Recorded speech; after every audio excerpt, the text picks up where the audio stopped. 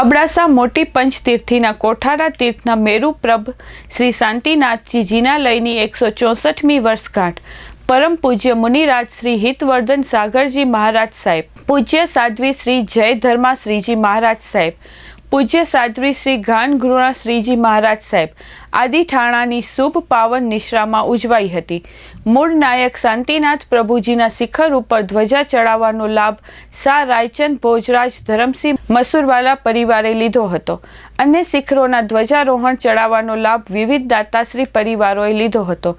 રાત્રિ ભાવના, ધ્વજા ચડાવવા, રાસ, ચામર નૃત્ય, શતરભેદી પૂજા બાદ શાસ્ત્રોક્ત વિધિ વિધાન સાથે જીનાલયના શ્વેત શિખરો ઉપર ધ્વજારોહણ કરવામાં આવેલ।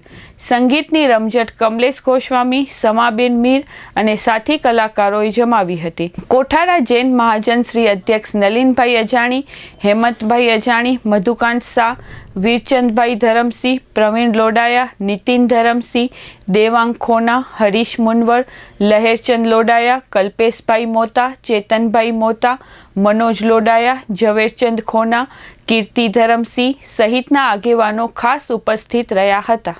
સવારની નવકારસીનો લાભ માતૃશ્રી ખેતબાઈ ચાંપસી, ભવાનજી ધરમસિંહ કોઠારા તથા માતૃશ્રી લક્ષ્મીબાઈ વેરસી લોડાયા આરીખાણા પરિવારોએ, જ્યારે બપોરના સાધાર્મિક ભક્તિનો લાભ માતુશ્રી હીરાવંતીબેન ખેતસી દેવસી દંડ પરિવારે લીધો હતો।